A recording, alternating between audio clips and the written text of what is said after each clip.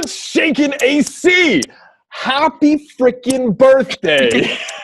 Thank you. I don't even know how to thank you and express my gratitude to you and to all the people that you rallied who came together to wish me a happy birthday and give their heartfelt thanks, their heartfelt birthday wishes. The intensity of emotion that I got from watching that this morning was so overwhelming and just so deep. And I just am so grateful. I don't know how to Listen, thank you. there's no need to thank me. Every time I talk to somebody about you, and when I was talking to them about submitting these videos or just in general, they always have the most incredibly positive things to say about you and how influential you've been on their life, how you've changed them, how you've inspired them. And so everyone on that, all 100 people, they were so excited to just contribute to it and give back to what you've given to them. So, I mean, you deserve it. There's no need to thank us.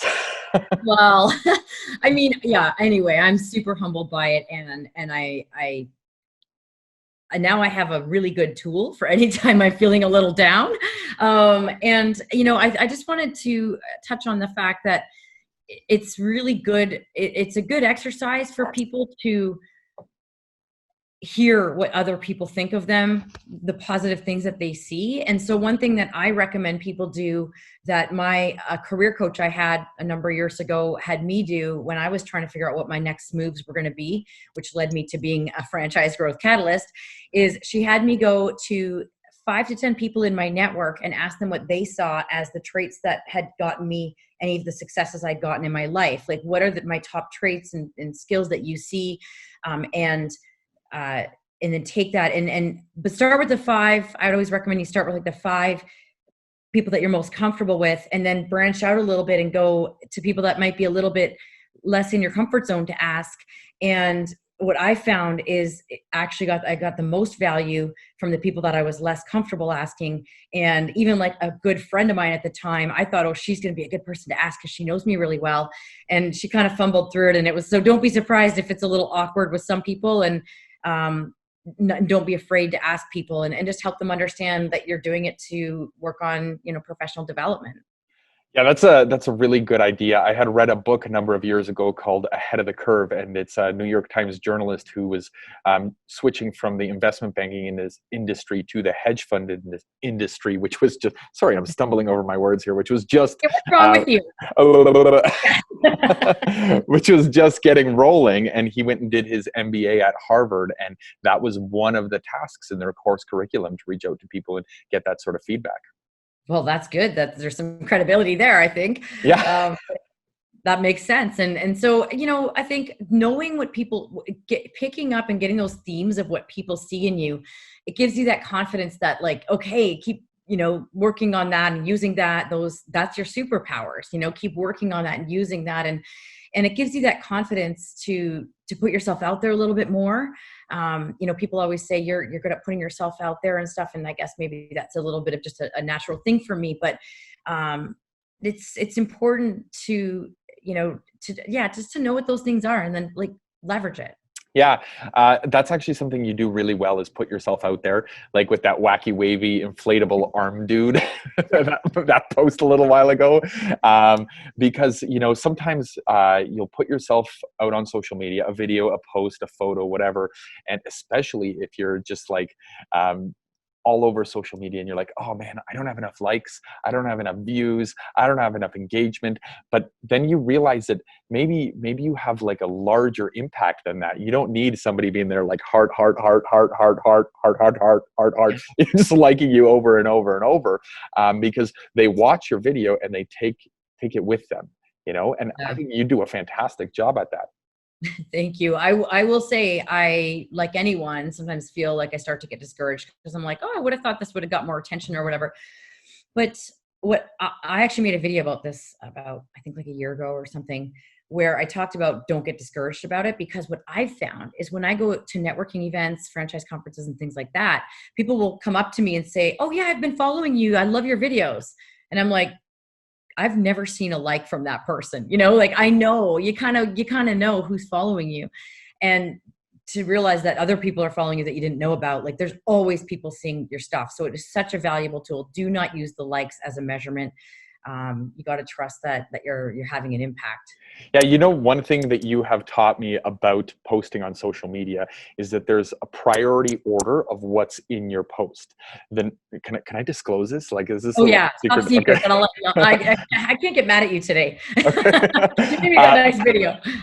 So the number one thing is to be informative. Number two is to be entertaining.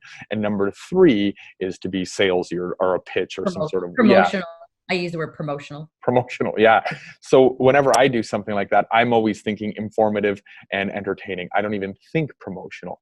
So I mean, if anyone listening out there is a little apprehensive about posting on social media, you know what I do? I just make something that I'm sure is informative and entertaining, and I put it on social media, and then I get so damn busy with everything else I do that I can't even look at the engagement. I'm like, okay, it must be working. Yeah. I mean, marketing is all about getting attention. So whatever you can do to get people to know who you are and then build those relationships, you know? So yeah, I really encourage people, and it's so important to put yourself out there authentically. And I get a lot of people saying about how I'm so authentic, and I'm like, oh good. It's just actually, I was taking the easy way out. I wasn't bothering to polish up a video or turn it the right way or whatever, but I just did it anyway. And people like that. And so once I realized that, I'm like, cool. Okay, good. That makes it easier. I'll keep being authentic. So that means I don't have to like polish and practice and all that stuff. So That's how you roll. that's how I roll. Yeah. I put a video out there on how I roll just recently on LinkedIn. If you haven't seen it, go check it out and give me a like, would you? Just kidding. But, you know, with the how I roll thing, like when you put yourself out there as who you are, you're going to attract the right people for you. I never wanted to attract people that weren't a fit for me. So early on, I decided, you know, I got to put myself out there for who I am. So it doesn't mean you have to, I'm telling an introverted person to go make videos and be all crazy on LinkedIn.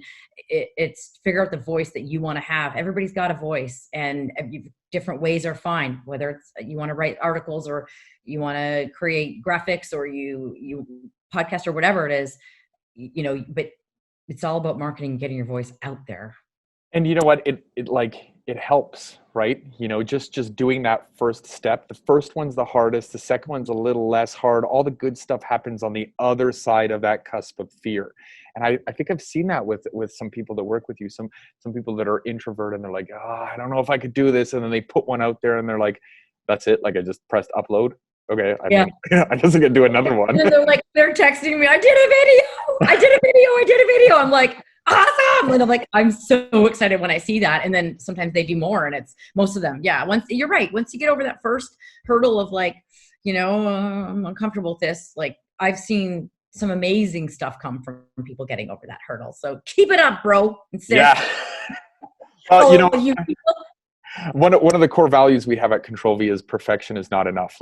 But that mainly applies to things that impact our franchisees. You know, we need to make sure that our processes are refined and things like that. But I think when it comes to social media, one of your mantras in terms of perfection being the enemy of done is so applicable to this. If you just keep trying to record to make sure you get that perfect jawline, then you're never going to get it done. You're going to be sitting in your car all day. Yeah, exactly. Yeah. Doing something is always better than nothing. I can't say it enough. So yeah. All right. Well, hopefully we've given some actionable steps. Go interview your network and get your butt on videos or whatever it is you want to do, but get yourself out there, be authentic, be yourself. And 3, 2, 1, go be awesome. Awesome. There we go. I'm at 1%.